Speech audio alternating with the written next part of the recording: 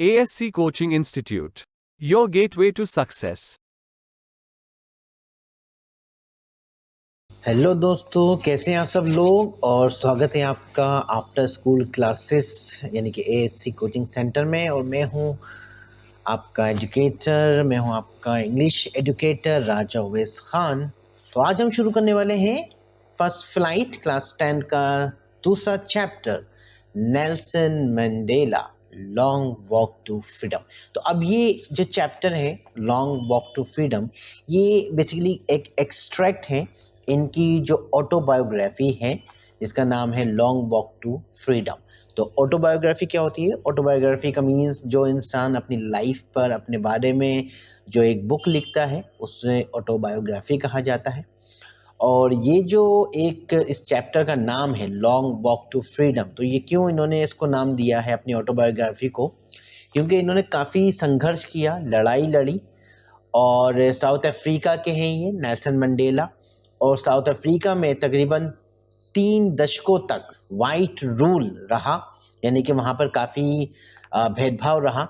अगर आप भी देखेंगे जहाँ से फर्स्ट ये स्टार्ट होता है, बिफोर यू रीड, तो ये वर्ड है अपार्थाइड, इसका मतलब होता है भेदभाव। और कलर का, रेस का, धर्म का बहुत तरीके से भेदभाव रहा है साउथ अफ्रीका में तकरीबन 300 सालों तक। और ब्लैक्स के साथ जो ज़्यादतियाँ की गई हैं, जुल्म किए गए हैं, उसी की कहानी है ये लॉन्ग वॉक टू फ्रीडम। तो अगर हम पढ़ेंगे, स्टार्ट करेंगे। और मैं आपको बता दूं, नेल्सन मंडेला साउथ अफ्रीका के पहले ब्लैक प्रेसिडेंट बने थे 1994 में। और वहीं से इन्होंने स्टार्ट किया है इस चैप्टर को भी। और बहुत सारे लोग, तकरीबन 100 से ज़्यादा कंट्रीज़ के लोग, 140 कंट्रीज़ के डिग्नेटरीज और बहुत पॉलिटिकल लीडर्स वहाँ पहुँचे थे। 10th में 1994 को जब ये ओथ ले रहे थे, शपथ ले रहे थे प्रेसिडेंटशिप की। तो बहुत ही अच्छा चैप्टर है ये नेल्सन मंडेला का लॉन्ग वॉक टू फ्रीडम। और मैं आपको बताऊं कि अगर आपको पता नहीं हो तो नेल्सन मंडेला का जो आई गेस कुछ लोगों को आपको पता होगा, नेल्सन मंडेला का जो डेट ऑफ बर्थ है वो क्या है? वो है, नेल्सन मंडेला का जो डेट ऑफ बर्थ है वो है 18 जुलाई 1918। और डेट ऑफ जो इनका डेथ है वो है 2013। तो ये नेल्सन मंडेला का जो डेट ऑफ बर्थ है 18 जुलाई 1918, और जो इनकी डेथ हुई है वो 2013 में हुई है 5 दिसंबर को। और बहुत ही मैं कहूँगा कि ये ग्रेट लीडर थे। और लाइफ के तकरीबन 30 साल इन्होंने जेल में गुजारे हैं। Can you believe? 30 साल ज़िंदगी के, अपने लाइफ के। और जो जो इन्होंने यातनाएं झेली हैं, जो जो जुल्म इनके साथ हुआ है, वो शायद कोई समझ नहीं सकता और बताया नहीं जा सकता उन्हें अल्फाजों में। 30 साल इस शख्स ने एक लंबा संघर्ष किया अपनी आज़ादी के लिए। और 300 सालों के, क्योंकि 300 सालों तक रूल था साउथ अफ्रीका में वाइट्स का। तो नेल्सन मंडेला का एक बहुत अच्छा कोट है जो मुझे याद आ रहा है, education is the best weapon that you can use to change the world. I repeat the quote, education is the best weapon that you can use to change the world. तो बहुत अच्छा इन्होंने कोटेशन दिया था Nelson Mandela ने। तो शुरू करते हैं हम इस चैप्टर को। तो बिफोर यू रीड, जब हम अपना चैप्टर स्टार्ट करते हैं तो लिखा है apartheid is a political system that separates people according to their race, यानी कि उनकी जाति, उनके धर्म, उनके हर तरीके का एक भेदभाव है, एक पॉलिटिकल सिस्टम माना जाता है अपार्थाइड जिसे कहा जाता है। और इसमें भेदभाव होता है लोगों की कास्ट में, लोगों की जाति में, लोगों में एक तरीके से भेदभाव किया जाता है उनकी जाति में, उनके वर्ग में। उसे हम कहते हैं अपार्थाइड।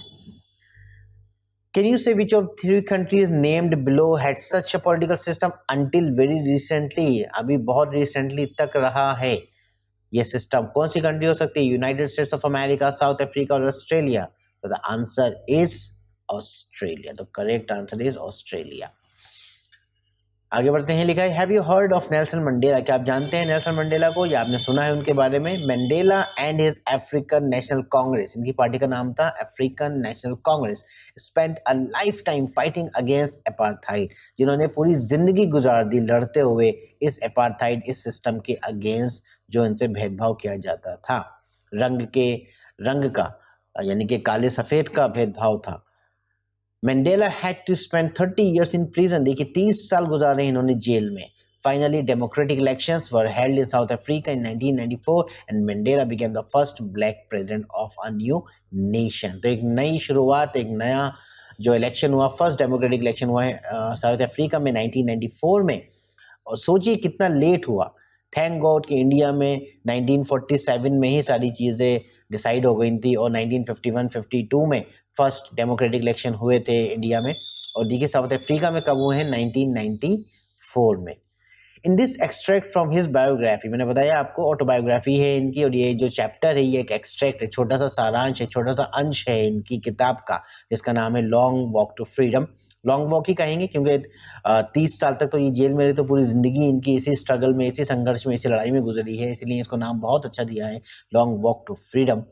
और Mandela speaks about a historic occasion, the inauguration. Can you guess what the occasion might be? Check your guess with the news item from the BBC of 10th May 1994। तो 1994 में BBC में एक article छपा, उसका ये एक छोटा सा अंश है। और इनॉग्रेशन जो हुआ था, यानी कि जब ये शपथ ले रहे थे, ओथ ले रहे थे प्रेसिडेंटशिप की, तो उस इनॉग्रेशन को इन्होंने डिस्कस किया है, इस चैप्टर में बताया है कि वो इनॉग्रेशन कितना डिफरेंट था, कितना ख़ास था इनके लिए और पूरी दुनिया के लिए कितना ख़ास था, क्योंकि 300 सालों का जो रूल था वाइट का वो ख़त्म हुआ था, प्लस 30 साल तक ये जेल में रहे थे और बहुत स्ट्रगल की इन्होंने। 1994 की अगर हम बात करें तो इनकी जो डेट ऑफ बर्थ है वो 1918 है, यानी कि तकरीबन 76 ईयर की एज में, कैन यू बिलीव, 76 ईयर की एज में इन्होंने ये प्रेसिडेंट बने, फर्स्ट ब्लैक प्रेसिडेंट बने साउथ अफ्रीका के। तो बीबीसी का ये आर्टिकल था, छोटा सा उसका पार्ट है कि Mandela become South Africa's first black president. Nelson Mandela has become South Africa's first black president after more than 3 centuries of white rule. 300 सालों तक, 3 सेंचुरी तक, 3 दशकों तक वाइट रूल रहा वहाँ पर। Mister Mandela's African National Congress, ANC जो इनकी पार्टी थी, अफ्रीकन नेशनल कांग्रेस, ये कांग्रेस हर जगह पहुँच जाती है। Party won 252 of the 400 seats in the first democratic election of South Africa's history। तकरीबन मैं कहूँगा 63% सीट्स जीती थी इनकी पार्टी ने। जिस हिसाब से इनकी स्ट्रगल थी, जिस हिसाब से इनके ऊपर अत्याचार हुए थे, जुल्म ज्यादती हुए थे, मुझे लगता है कि फिर भी 252 शायद कम है, 300 से ज़्यादा सीट्स होनी चाहिए थी। खैर मेजोरिटी इन्हीं के पास थी, तकरीबन 63% सीट्स इन्होंने जीती थी, 63%।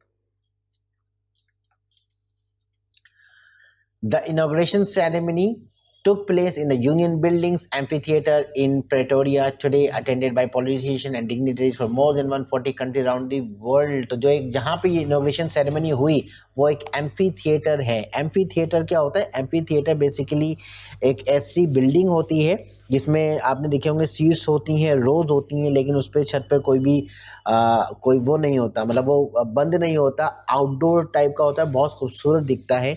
एम्फी थिएटर बिल्डिंग जो होती है उसमें रो बनी होती हैं और उसमें लोग बैठे होते हैं, बट उसमें कोई भी ऊपर से कोई ऐसा क्लोज नहीं होता, वो ओपन होता है। Never again will this beautiful land experience the operation of any of one by another, said Nelson Mandela is address. क्या कहा उन्होंने? आज के बाद कभी कभी इस खूबसूरत ज़मीन पर, यानी कि साउथ अफ्रीका की बात कर रहे हैं, एक्सपीरियंस दी ऑपरेशन। ये ऑपरेशन कौन सा? ये ऑपरेशन वो नहीं है डॉक्टर का ऑपरेशन, ये ऑपरेशन है जुल्म ज़्यादती, अत्याचार किसी के द्वारा भी किसी पर नहीं होगी। नेल्सन मंडेला ने अपनी स्पीच में ये बात कही। Jubilant scenes on the streets of Pretoria followed the ceremony with blacks, whites and colors celebrating together। More than 100,000 South African men, women and children of all races sang and danced with joy। तो सारे बहुत खुश हैं, तकरीबन 1 लाख से ज़्यादा south Africa के man, women और चिल्ड्रन नाच रहे हैं, गा रहे हैं खुशी में, और बहुत सारे लोग हैं जो इस पल को, इस दिन को सेलिब्रेट कर रहे हैं। तो आगे बढ़ते हैं। कुछ इसमें ये एक्टिविटी है, इसमें हमें क्या करना है कि कॉलम ए को कॉलम बी से मैच करना है। तो ये हम कर सकते हैं, अगर आप करना चाहें तो आप भी कर सकते हैं। तो आगे बढ़ते हैं। स्टार्ट होता है चैप्टर 10th में। ये बहुत इम्पोर्टेंट डेट है और इसी दिन इन्होंने अपने प्रेसिडेंटशिप की शपथ ली थी, ओथ ली थी। तो यहीं से स्टार्ट करते हैं। देखिए कैपिटल में लिखा है, क्योंकि बहुत बहुत ज़्यादा आप कहेंगे कि ये इम्पोर्टेंट दिन है in the history of south Africa. 10th में 1994। तो स्टार्ट होता है चैप्टर 10th में, डॉन्ड ब्राइट एंड क्लियर। तो 10 मई की जब सुबह होती है, डॉन क्या होता है? अर्ली मॉर्निंग वाला वक्त, बिल्कुल जब सुबह सूरज निकलने ही वाला होता है, वो होता है डॉन। तो सुबह हुई है बहुत ब्राइट और क्लियर 10th मई को। For the first few days, I had been pleasantly besieged by dignitaries and world leaders who were coming to pay their respects before the inauguration। तो कहना है कि बहुत दिन से, पिछले कुछ दिनों से, और ये कौन कह रहा है? ये ऑथर ही कह रहा है, नेल्सन मंडेला के अपने ही वर्ड्स हैं। कहना है कि बहुत दिनों से, for the past few days, पिछले कुछ दिनों से मैं बहुत खुश हूँ। प्लेजेंटली बिसीज, बिसीज मीन्स कि लोगों से घिरा हुआ हूँ। बहुत इम्पोर्टेंट डिग्निटीज़, मतलब बहुत जो ओहदे वाले ऑनर्ड लोग होते हैं, और वर्ल्ड लीडर्स थे जो आ रहे थे पे दियर रिस्पेक्ट बिफोर द इनोग्रेशन। उस इनोग्रेशन होने से पहले ही उन्हें बधाइयाँ आ रही थी, लोग उन्हें कंग्रेचुलेट कर रहे थे, मुबारकबाद दे रहे थे, तो बहुत खुश थे। The inauguration would be the largest gathering ever of international leaders on South African soil। कह रही जो इनोग्रेशन होने वाला है, जो एक स्टार्ट होने वाला है, एक नया उदय कहेंगे इसे, एक नई सुबह जो होने वाली है, ये सबसे बड़ी लार्जेस्ट गैदरिंग है साउथ अफ्रीका की सरजमीं पर। सॉइल मीन वहाँ की ज़मीन, सरजमीं पर इंटरनेशनल लीडर्स आज तक कभी 140 कंट्रीज से कभी नहीं आए साउथ अफ्रीका में। तो सबसे बड़ी गैदरिंग है साउथ अफ्रीका सॉइल पर। The ceremonies took place in the lovely sandstone amphitheater formed by the Union Buildings in Pretoria। तो कहाँ पे होनी है ये सेरेमनी? कहाँ होनी है? ये बहुत बड़े सैंडस्टोन एम्फीथिएटर में। बहुत एम्फीथिएटर मैंने आपको बताया, एक बहुत बड़ी बिल्डिंग होती है जिसमें बहुत सारी रोज होती हैं बैठने के लिए, और वो ओपन होता है। वहाँ पे ये होनी है। किसने बनाया था? Formed by the union buildings in Pretoria. Pretoria जो साउथ अफ्रीका में एक जगह है।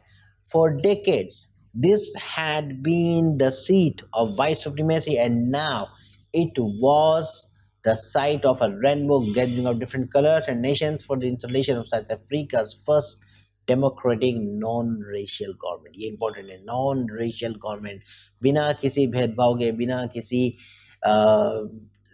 हम कहेंगे कि बाइसनेस के, पार्शियलिटी की गवर्नमेंट है, किसी से भेदभाव नहीं। तो कह रहे हैं कि 300 सालों तक, बहुत डेकेड्स के, एक 1 डेकेड कितना होता है? 10 years.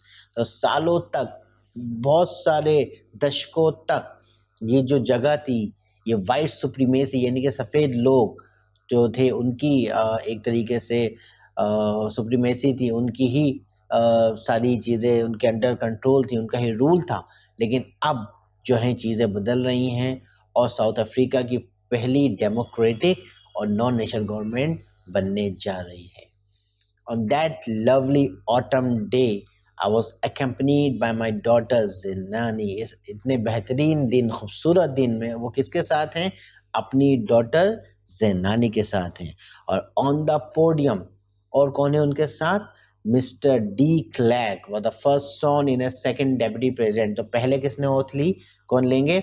Mister de Klerk, second deputy president. और उसके बाद कौन है? Then Thabo Mbeki was sworn in the first deputy president। उनके बाद जो लेते हैं फर्स्ट डेप्यूटी प्रेसिडेंट कौन होते हैं? Thabo Mbeki। When it was my turn, जब मेरी बारी आई, I pledged to obey and uphold the constitution and to devote myself to well-being of the republic and its people। जब मेरी बात आई तो मैंने क्या शपथ लिया, क्या प्लेज लिया? कि मैं ओबे करूँगा और अपहोल्ड द कॉन्स्टिट्यूशन, कॉन्स्टिट्यूशन को हमेशा उसकी मर्यादा बनाए रखूँगा। अपहोल्ड का मीन्स मर्यादा बनाए रखना। कॉन्स्टिट्यूशन का, जो उनका वहाँ का कॉन्स्टिट्यूशन है, जो वहाँ का उनका गणतंत्र है, and to devote myself, और मैं अपने आप को निछावर कर दूंगा अपने लोगों के लिए, अपने राज्य के लिए, गणराज्य के लिए, republic. To the assemble guest and the watching world I said, तो मैंने क्या कहा कि जो भी यहाँ पर गेस्ट असेंबल हुए हैं, आए हैं, और पूरी दुनिया जो हमें आज देख रही है, आई सेड, मैंने कहा, किसने कहा? नेल्सन मंडेला ने। Today all of us do our by our presence here confer glory and hope to the newborn liberty।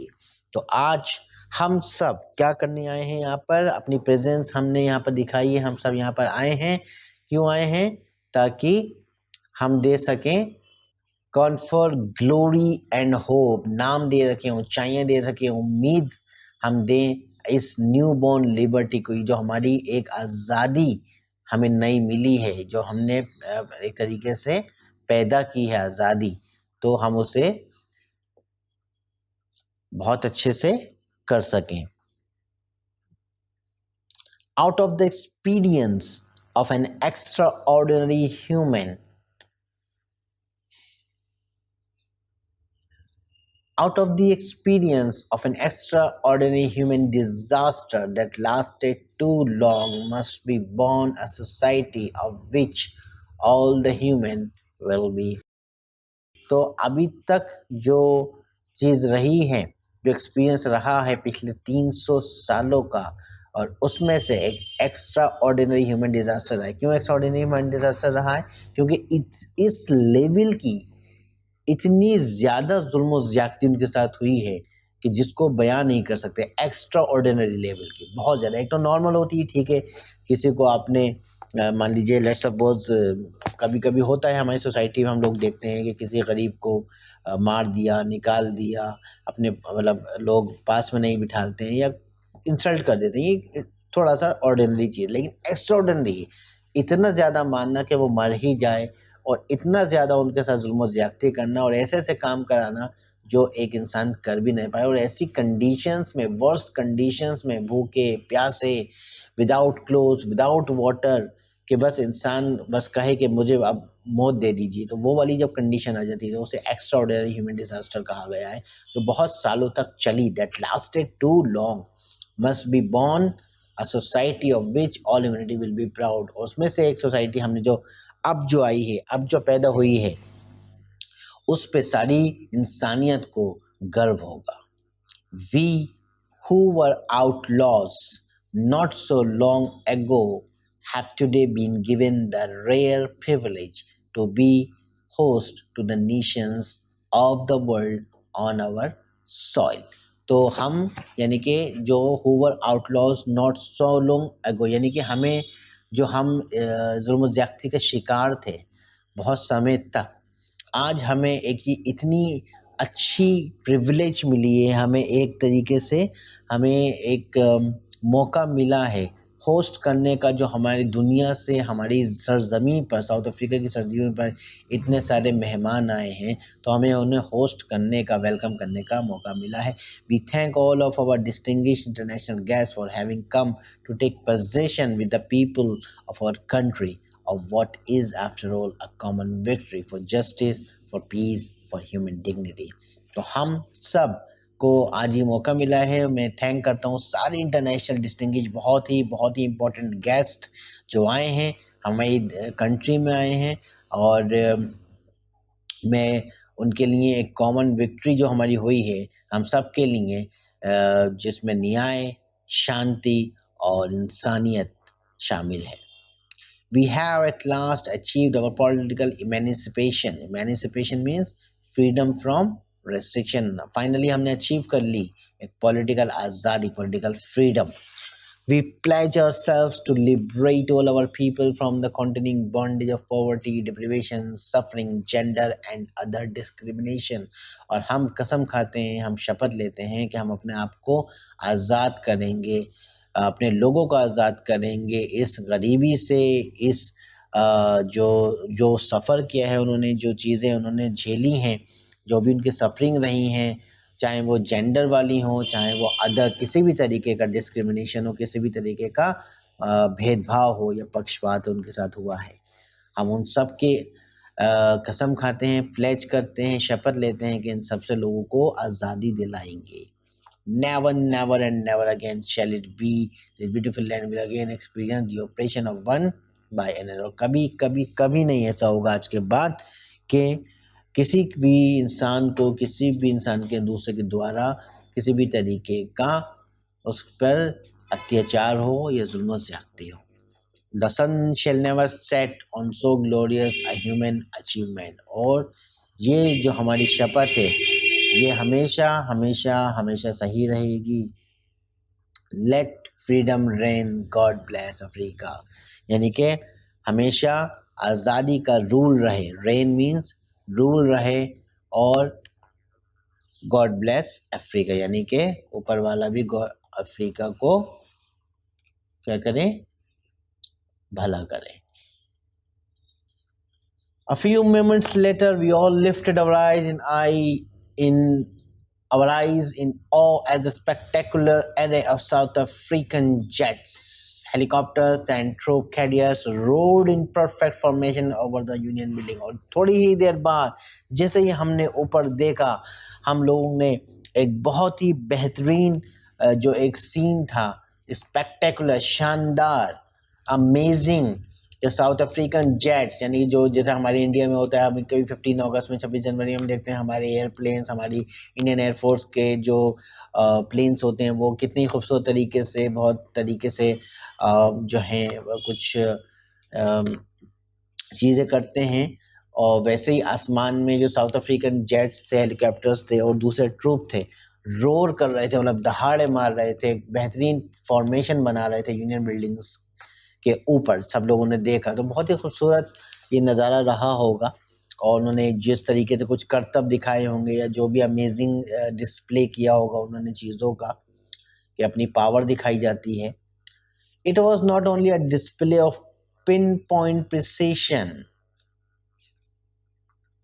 And military force but a demonstration of the military's loyalty to democracy. कह रहे ये जो एक display था, ये जो हम दिखा रहे थे, ये ना ही कि सिर्फ कोई ऐसी बहुत ज़्यादा चीज़ इम्पोर्टेंट थी, बल्कि जो मिलिट्री फोर्स की एक डेमोन्स्ट्रेशन था कि कितनी लॉयल है वो डेमोक्रेसी के लिए, to a new government that had been freely and fairly elected. और उस नई गवर्नमेंट के लिए जिसको आज़ादी के साथ और बहुत फेयर तरीके से, बिल्कुल सही तौर से, किसी भी गलत कोई इसमें चीटिंग या कुछ ऐसा नहीं है, बहुत फेयर तरीके से उन्हें चुना गया है।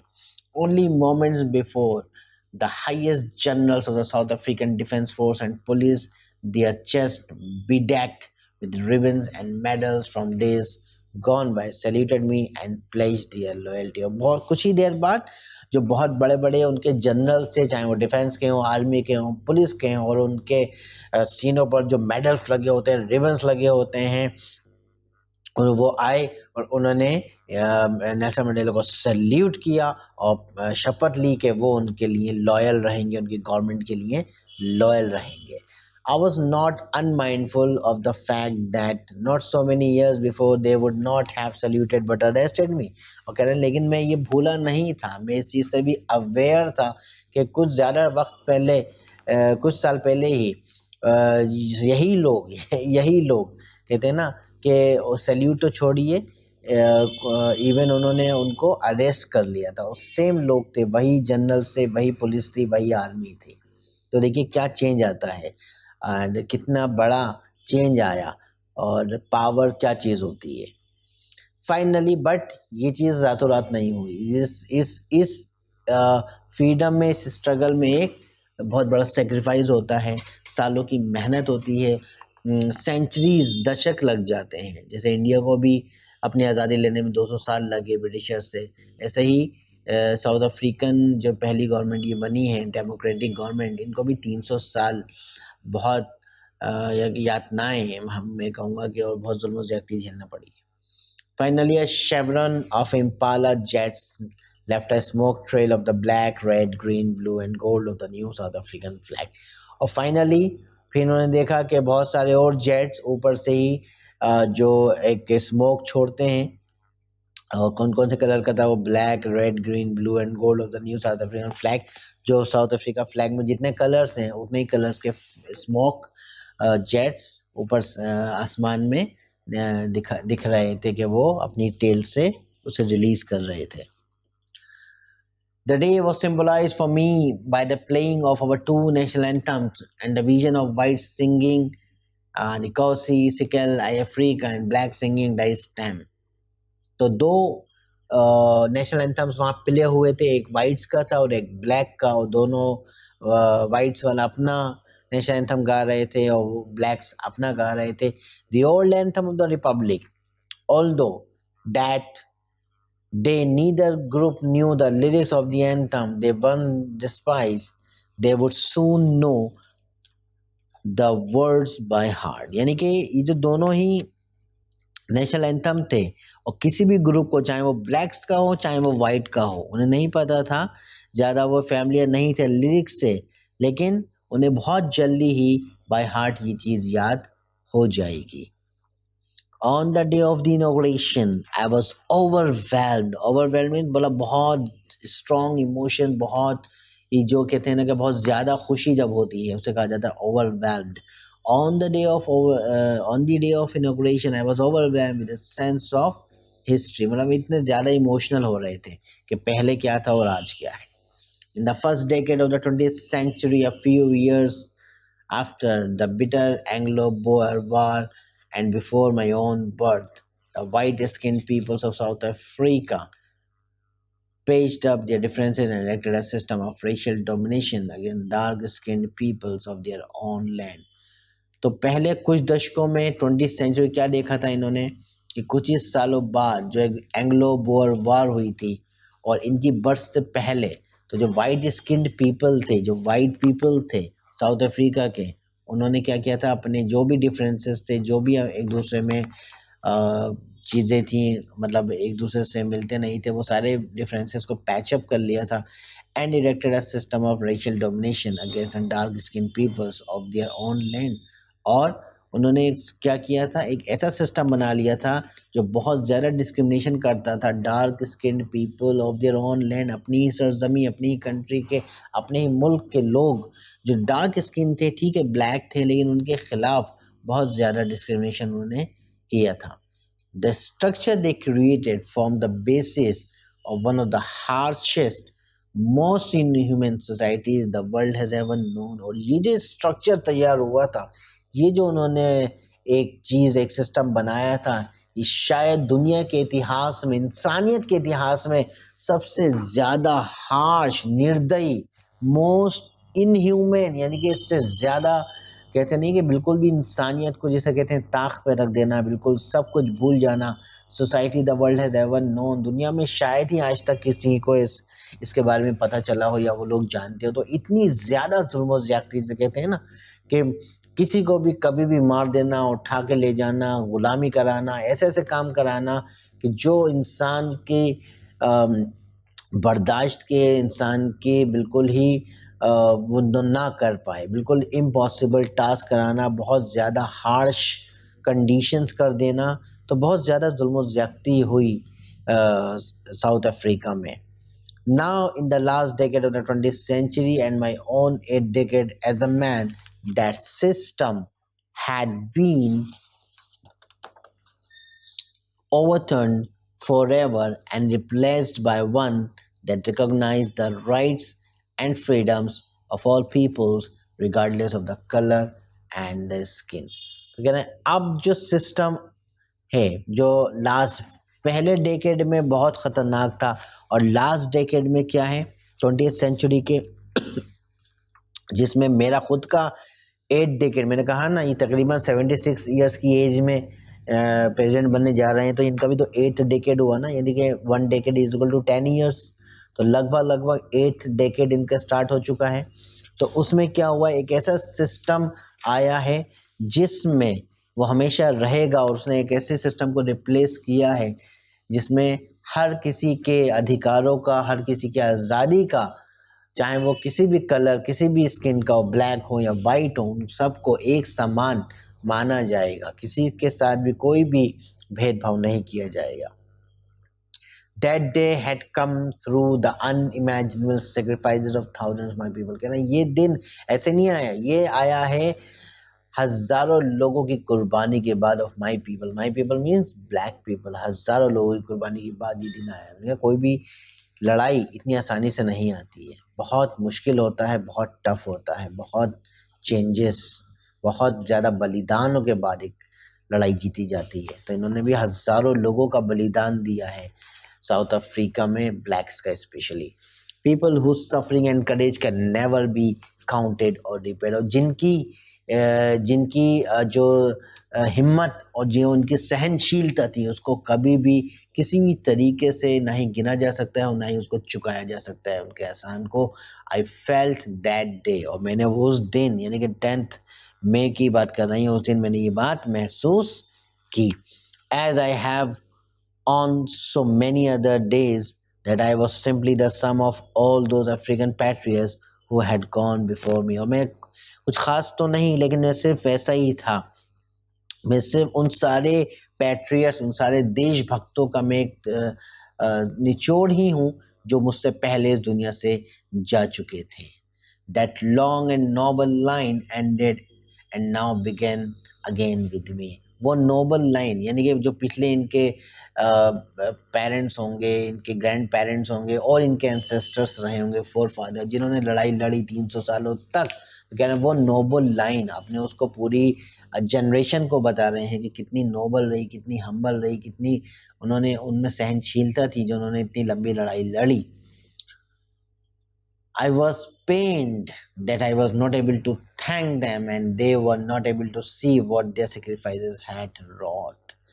मैं उनका बहुत बहुत शुक्रगुजार हूँ और मुझे दर्द भी होता है ये सोच कर कि मैं उनको थैंक नहीं कर पाया और वो ये चीज़ देख भी नहीं पाए कि आज उनके बलिदान से, उनसे सेक्रीफाइस से हमने क्या हासिल किया है और उनके ही बलिदान की वजह से ये दिन आया है आज़ादी का.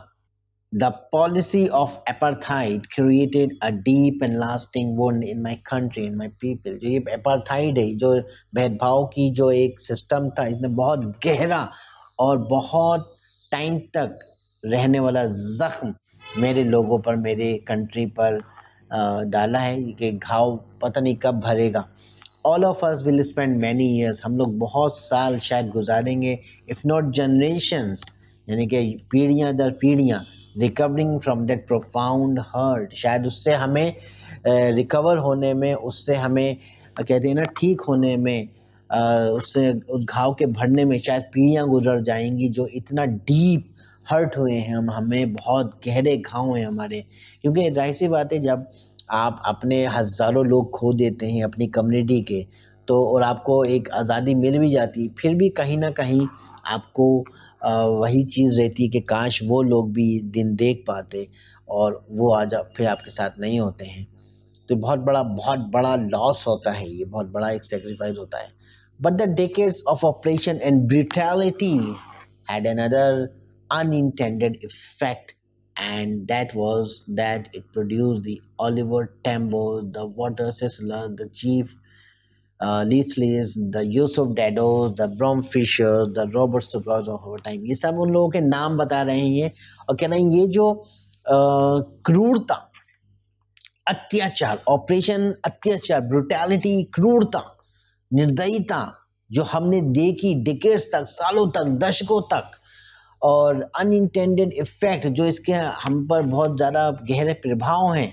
इन्होंने क्या इन्हीं की वजह से बहुत बड़े बड़े महान लोग इनकी कंट्री में और इनकी कम्युनिटी में पैदा हुए और उन्होंने लड़ाइयाँ लड़ी. जो नाम इन्होंने लिए हैं, Oliver Tambo, Walter Sisulu, chief Luthuli, Yusuf Dadoo, ये सारे नाम वही लोग थे जिन्होंने सेक्रीफाइस किया, बलिदान दिया, अपनी ज़िंदगी, अपनी लाइफ निछावर कर दी आज़ादी के लिए. और इतने बड़े सेक्रीफाइस, इतने बड़े बलिदान के बाद 300 सालों का राज ख़त्म हुआ और एक डेमोक्रेटिक गवर्नमेंट बनी और सारी डिस्क्रिमिनेशन, सारे भेदभाव ख़त्म हुए.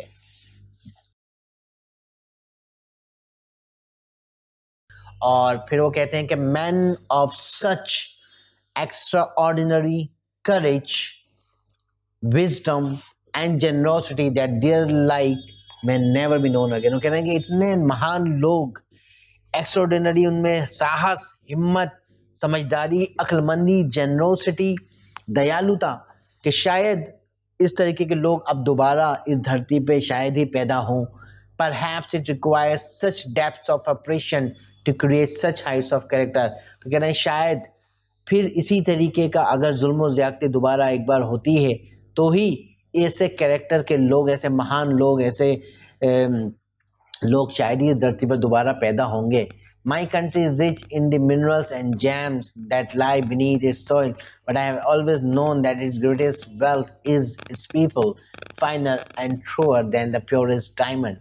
कहते हैं मेरी जो सरजमी है यानी कि साउथ अफ्रीका है, इसमें जो मानी जाती है, इसमें मिनरल्स और जेम्स जो हैं हमारी ज़मीन पर, जैसे हमारी इंडिया की अगर सरजमी हम कहें तो भाई ये एग्रीकल्चर के लिए बहुत फेमस है, ऐसे ही जो साउथ अफ्रीका की लैंड है वहाँ पर हीरे जवाहरात वगैरह और दूसरे मिनरल्स, नेचुरल मिनरल्स पाए जाते हैं। लेकिन कहना है कि उससे भी ज़्यादा जो ग्रेट चीज़ है, जो ग्रेटेस्ट वेल्थ है हमारे मुल्क की, हमारे साउथ अफ्रीका कंट्री की, वो है यहाँ के लोग जो बहुत ही अच्छे, बहुत ही सच्चे और हैं, डायमंड से भी ज़्यादा प्योर हैं। It is from these comrades in the struggle that I learned the meaning of courage। और यही इन योद्धाओं से, इन कॉमरेड्स से, इन सोल्जर से मैंने सीखा कि करेज का मतलब, हिम्मत का मतलब, साहस का मतलब क्या है। Time and again I have seen men and women risk and give their lives for an idea। और बहुत बार, कई बार मैंने ऐसा देखा है और बहुत सारे लोग, बहुत सारे मर्द, बहुत सारी औरतों ने अपनी ज़िंदगी, अपनी लाइफ बलिदान कर दिया अपने जीवन का, सिर्फ एक आइडिया के लिए, एक आप कहेंगे कि एक सोच के लिए, एक सोच के लिए उन्होंने अपने प्राण निछावर कर दिए। I have seen men stand up to attacks and torture without breaking, showing a strength and resilience that defies the imagination। कह रहे हैं कि लोग जो हैं, जो मैंने देखे हैं मैन एंड ऐसे लोगों को कि उन्होंने जब उन पे अटैक होता था, उन पे टॉर्चर होता था, वो टूटे नहीं, वो टूटे नहीं, जुल्म ज़्यादती को झेलते रहे और उसको उन्होंने हिम्मत दिखाई, अपनी स्ट्रेंथ दिखाई, ताकत दिखाई, रेजिलियंस दिखाई। रेजिलियंस मतलब बहुत ज़्यादा चीज़ों को झेलना, हार्डशिप्स, उससे सफ़र करना। जैसे रेजिलियंस का यहाँ लिखा हुआ है the ability to deal with any kind of hardship and recover from its effect. तो रेजिलियंस अपने अंदर जैसे कहेंगे कि दृढ़ता और निरंतरता अपने अंदर, और अपने आप को उस हालातों से लड़ते रहना। तो ये चीज़ इन्होंने देखी वहाँ के लोगों में, स्पेशली इनकी कम्युनिटी में। I learned that courage was not the absence of fear but the triumph over it। मैंने ये बोल रहे हैं कि जो हिम्मत है, जो साहस है, वो ऐसा नहीं है कि आपको डर नहीं लगता, लेकिन वो एक जीत होती है आपके डर पर। Over it, triumph means to win। The brave man is not he who does not feel afraid but he who conquers that fear। ये बहुत ही इंपॉर्टेंट लाइन है कि बहादुर इंसान वो नहीं होता जिसे डर नहीं लगता, who does not feel afraid, किसी चीज़ से उसे डरना, लेकिन वो होता है जो उस पर डर, उस डर पर काबू पा लेता है, उस डर पर जीत पा लेता है, वो होता है ब्रेव मैन। कहते हैं ना कि गिरते हैं घोड़े, किसी ने क्या खूब कहा है कि गिरते हैं शेरे मैदान जंग के मैदान में, वो क्या गिरेंगे जो जलें घुटनों के बल। तो जो इंसान एक जिसमें एक लड़ने की ताकत होती है, उसमें एक जज्बा होता है, पैशन होता है कुछ कर दिखाने का, कुछ कर गुजरने का, और वो अपने डर पे काबू पा लेता है, जीत पा लेता है, वही ब्रेव मैन होता है। No one is born hating another person because of the color of his skin or his background or his religion। कहते हैं कोई भी इंसान ऐसा नहीं है कि पैदा होता है और उसे पता होता है कि मुझे इस इंसान से नफ़रत करनी है और इसका बैकग्राउंड ये गरीब है, ये छोटा काम करता है या इसका रिलीजन ऐसा है। तो कोई इंसान पैदा होते ही उसको ये चीज़ें नहीं सिखाई जाती, ना ही उसे ये पता होती है कि मुझे इन लोगों से नफ़रत करनी है, इन लोगों से मोहब्बत करनी है, इन लोगों को पास में नहीं बिठाना है, इन लोगों से बात नहीं करनी है। कोई भी इंसान ऐसा पैदा नहीं होता, इस सोच से पैदा नहीं होता। People must learn to hate, and if they can learn to hate, they can be taught to love. For love comes more naturally to the human heart than its opposite. बहुत ही अच्छी लाइन से कह रहे हैं कि लोगों को सिखाई जाती है नफ़रत करना, और अगर उन्हें नफ़रत करना सिखाई जा सकती है तो उन्हें प्यार मोहब्बत करना भी सिखाया जाता है, सिखाया जा सकता है। क्यों? क्योंकि जो प्यार है, जो दया है, जो मोहब्बत है, वो तो ज़्यादा नेचुरल है ह्यूमन हार्ट के, इंसानी दिल के। उसकी जो अपोजिट है यानी कि जो नफ़रत है, प्यार का अपोजिट क्या होगा? नफ़रत। तो नफ़रत अगर सिखाई जाती है जो कि अपोजिट है, और प्यार तो इंसान को नेचुरल आता है। देखिए प्यार किस किस से इंसान सबसे पहले अपने माँ बाप से प्यार करता है, अपने बहन भाइयों से प्यार करता है, आसपास की नेचर से प्यार करता है, एनिमल्स डॉग्स से प्यार करता है, हॉर्सेस से प्यार करता है, कुदरत से प्यार करता है, पेड़ों से प्यार करता है, फिर अपनी किसी माशूका से प्यार करता है, अपनी बीवी से प्यार करता है, फिर अपने बच्चों से प्यार करता है। तो ये तो एक नेचुरल प्रोसेस है। लेकिन नफ़रत भरी जाती है, नफ़रत सिखाई जाती है। तो कहना है कि अगर नफ़रत सिखाई जा सकती है, अगर किसी इंसान को ये बताया जा सकता है कि नहीं तुम इससे नफ़रत करो, और अगर वो नफ़रत करता है और वो ऐसा एक्शन लेता है जो हेट वाले एक्शन है, तो मोहब्बत सिखाना तो बहुत आसान है, क्योंकि वो तो नेचुरल प्रोसेस है, वही तो वो करता आया है। तो बहुत बहुत अच्छी लाइन्स हैं ये, बहुत मैं कहूँगा कि बहुत बेहतरीन लिखा है नेल्सन मंडेला साहब ने। और फिर लिखा है कि no one is born hating another person because of the colour of skin और बैकग्राउंड। हाँ, उसके आगे हम चलते हैं। Even in the grimmest times in prison when my comrades and I were pushed to our limits, I would see a glimmer of humanity in one of the guards.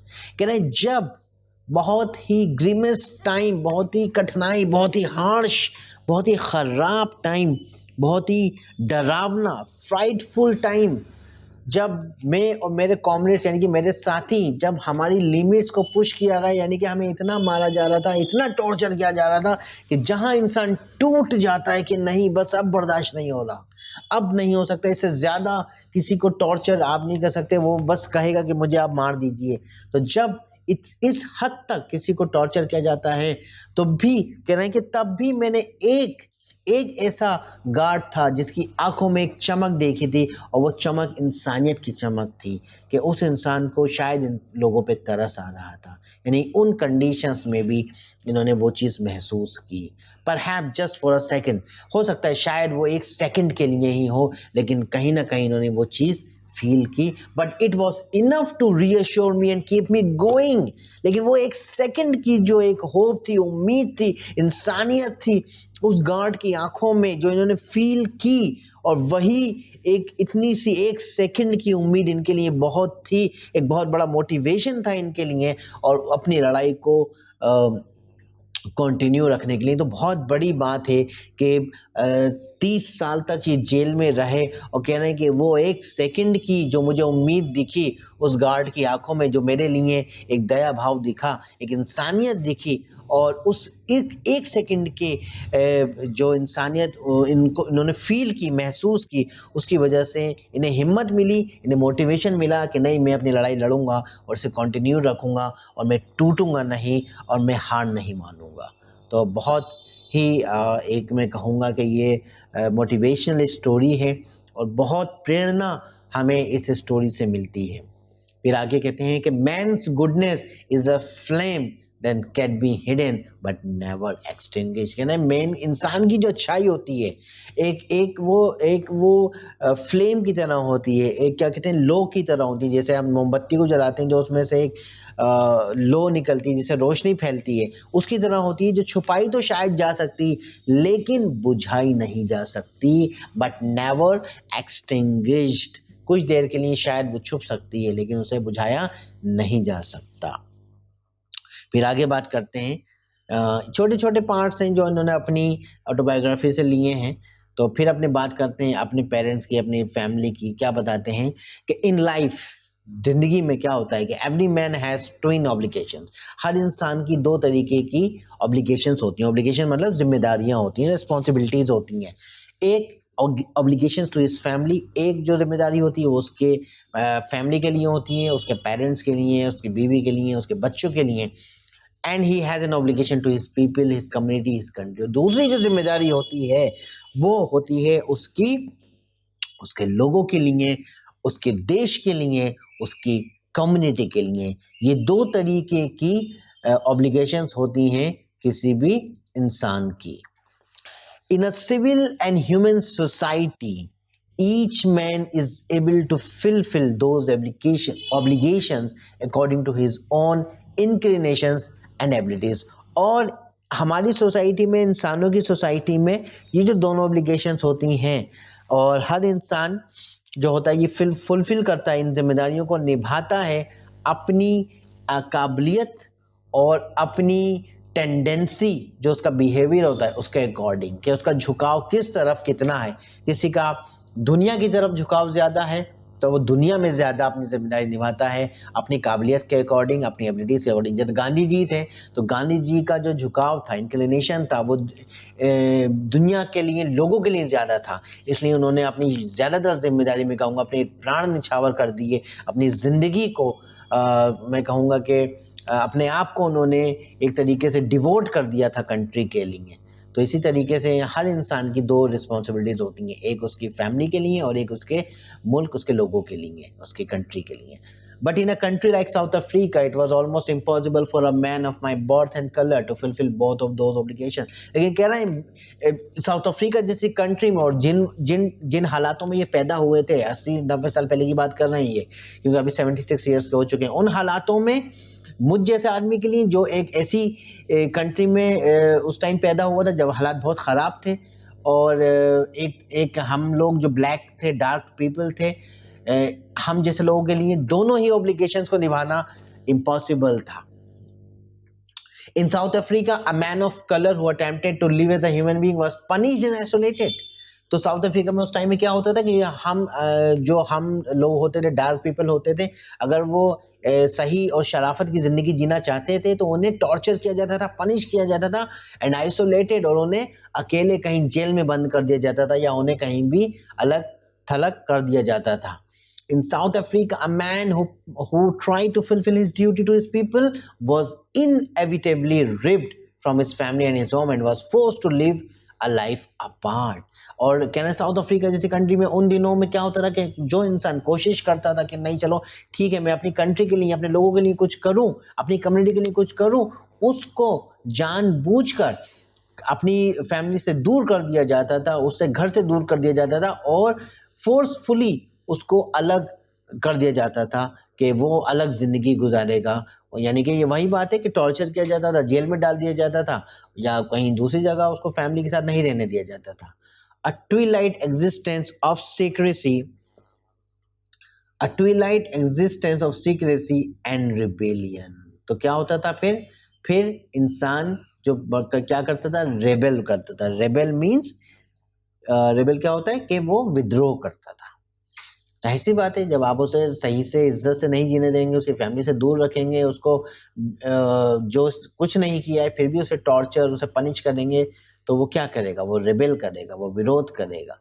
I did not in the beginning choose to place my people above my family. कहना शुरुआत में मेरा ऐसा कोई वो नहीं था कि मैं अपनी कम्युनिटी के लिए ज़्यादा डिवोटेड हूँ और अपनी फैमिली के लिए नहीं। But in attempting to serve my people I found that I was prevented from fulfilling my obligations as son, as a brother, a father and husband.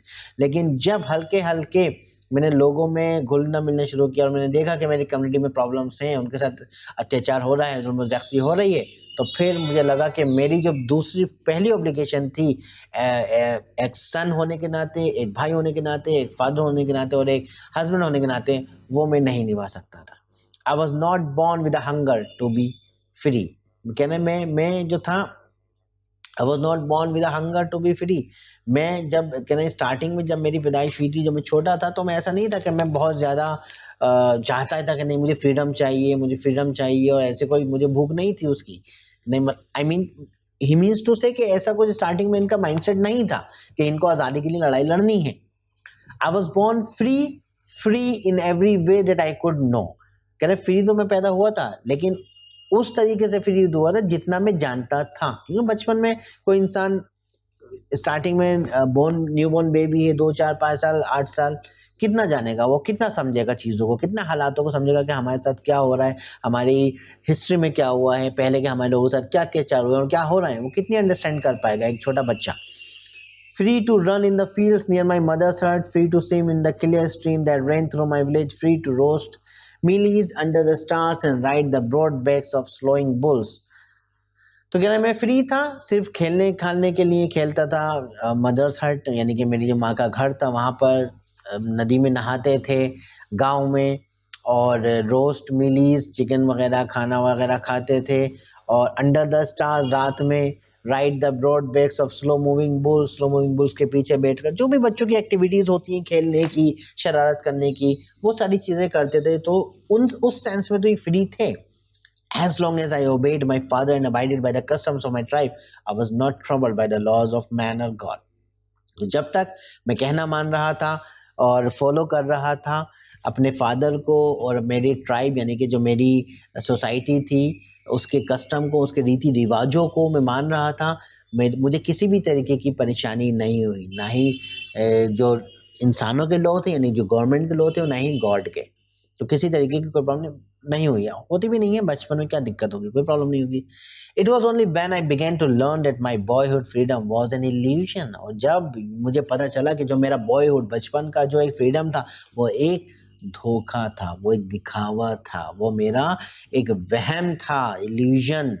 When I discovered as a young man that my freedom had already been taken from me, और जब मैं बड़ा हुआ, जब मैं young हुआ, तो मुझे पता चला कि मेरी आज़ादी तो मुझसे पहले ही छीनी जा चुकी थी।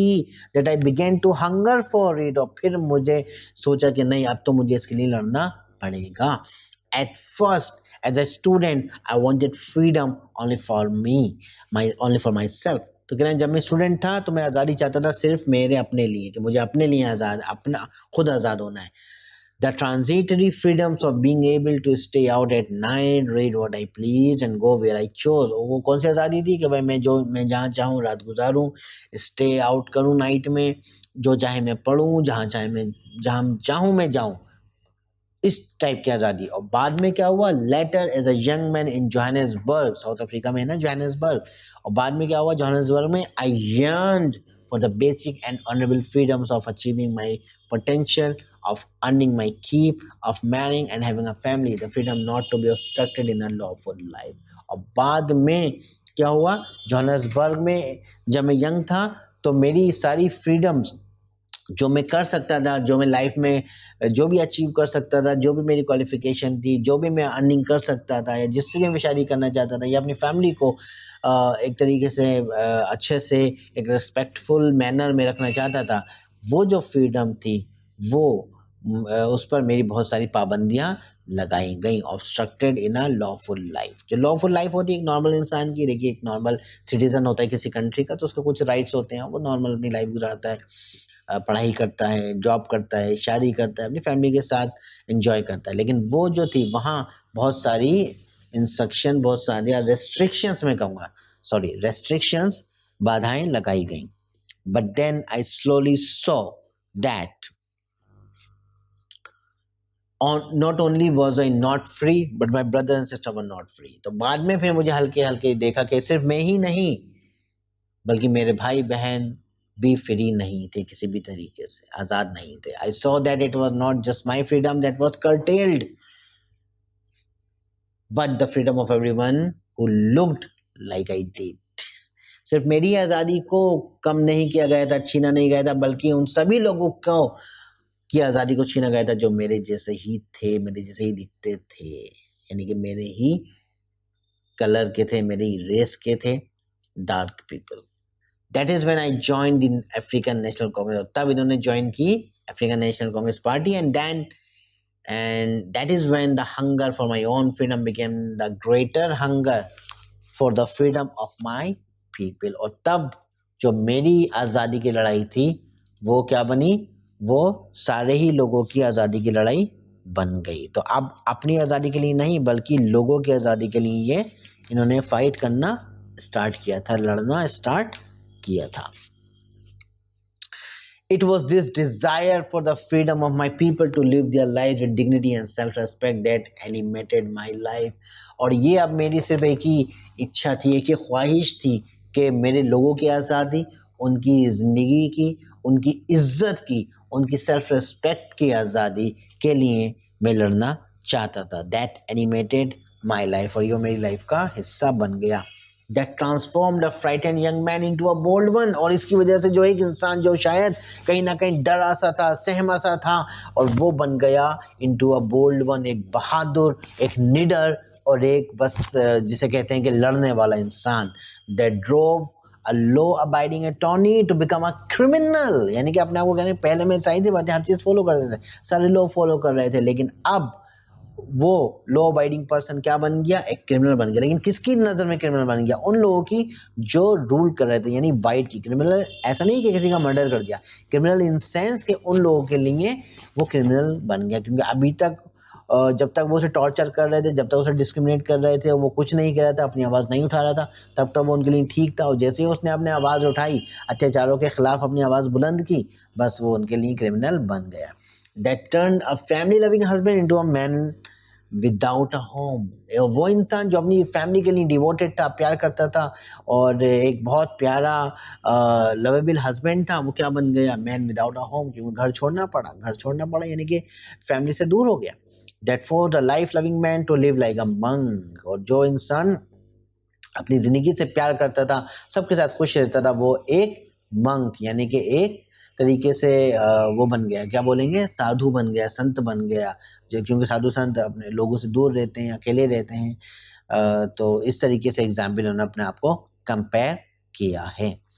I am no more virtuous or self-sacrificing than the next man, but I found that I could not even enjoy the poor and limited freedoms I was allowed when I knew my people were not free। तो कहना मैं अब एक virtuous यानी कि अच्छे काम करने वाला, और सेल्फ सेक्रीफाइसिंग यानी कि एक कहेंगे ना कि जो इंसान दूसरे लोगों के लिए कुर्बानियाँ देते। लेकिन मैं क्या बन गया? And I could not enjoy the poor and limited freedom. और मैं उस आज़ादी जो मेरे पास थोड़ी बहुत थी, लिमिटेड थी, मैं उसको भी इन्जॉय नहीं कर पाया जब मैंने देखा कि मेरे लोग फ्री नहीं थे। Freedom is indivisible. कहना है आज़ादी जो है उसको किसी भी तरीके से डिवाइड नहीं किया जा सकता। आज़ादी ऐसा नहीं है कि कुछ लोग आज़ाद हैं और कुछ लोग आज़ाद नहीं है, ऐसा नहीं हो सकता। आज़ादी है सबके लिए। The chains on any one of my people but the chains on all of them. अगर चेन यानी कि एक रुकावट है, बाधा है, अगर बेड़ियाँ हैं, तो वो सबके लिए होनी चाहिए, ना कि सिर्फ हम लोगों के लिए यानी ब्लैक्स के लिए नहीं होनी चाहिए। The chains on all of my people but the chains on me. मेरे लोगों पर हथकड़ियाँ, मेरे लोगों पर बेड़ियाँ, वो मेरे ऊपर हथकड़ियाँ और मेरे ऊपर बेड़ियाँ थीं। तो कितना इन्होंने अपने आप को कहेंगे कि डिवोट कर दिया लोगों की लड़ाई के लिए, आज़ादी के लिए।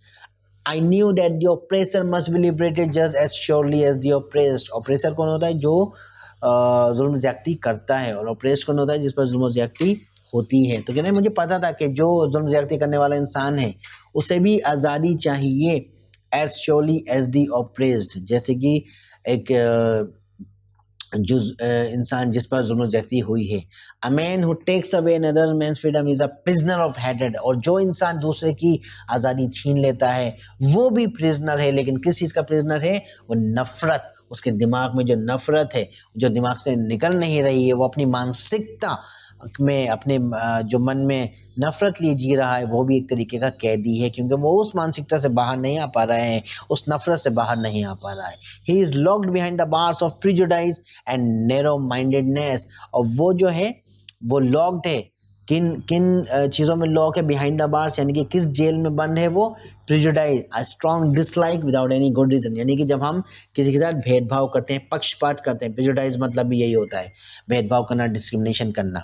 और नैरो माइंडेडनेस, छोटी सोच, बहुत घटिया सोच, कि किसी को छोटा समझना, नीच समझना, अपने से कमतर समझना और अपने आप को सुप्रीम समझना, ये बहुत ही गलत थॉट प्रोसेस होता है, बहुत ही गलत माइंडसेट होता है। हमें ऐसा नहीं करना चाहिए। सबको ऊपर वाले ने इंसान बनाया है और सब एक बराबर हैं, ऑल आर इक्वल। लेकिन चूंकि मानसिकता होती है कुछ लोगों की भेदभाव करने की, पक्षपात करने की और लोगों में नफरत पैदा करते हैं। आई am not truly free if I am taking away someone else's freedom. अगर मैं किसी की आज़ादी छीन रहा हूँ तो मैं भी पूरे तरीके से आज़ाद नहीं हूँ। Just as surely as I am not free when my freedom is taken from me. उसी तरीके से जैसे कि मुझसे मेरी आज़ादी छीनी जाती है। The oppressed and the oppressor alike are robbed of their humanity. तो ऑप्रेस्ड जिस पे जुल्म ज्यादती हुई है और एंड ऑपरेसर जो जुल्म ज्यादती कर रहा है वो दोनों समान हैं। क्यों? क्योंकि उनके साथ रॉब्ड उनसे क्या इंसानियत उनकी छीन ली गई है, चुरा ली गई है दोनों की। तो इस तरीके से बहुत ही एक मैसेज देता है। एक ये चैप्टर बहुत ज़्यादा हमें सिखाता है कि किस तरीके से दुनिया में और हम पढ़ते हैं, देखते हैं और हमें नेल्सन मंडेला साहब ने बताया कि क्या क्या हुआ। ये तो बहुत एक छोटा सा सारांश आप कहेंगे, एक छोटा सा एक्सट्रैक्ट है इनकी बुक का। बहुत कुछ लिखा है। अगर आप इसको देखेंगे और आप इसके बारे में पहले से पढ़ेंगे कि हिस्ट्री ऑफ साउथ अफ्रीका आप पढ़ेंगे तो आप देखेंगे कितना जुल्म ज़्यादती हुआ है ब्लैक्स के साथ और जो इनकी कम्युनिटी है। तो इसी के साथ ये चैप्टर हमारा फिनिश होता है। और प्लीज़ वीडियो को पूरा देखिएगा, शेयर कीजिएगा, लाइक कीजिएगा और नेक्स्ट हम करेंगे अपना next chapter. Thank you so much. Happy learning.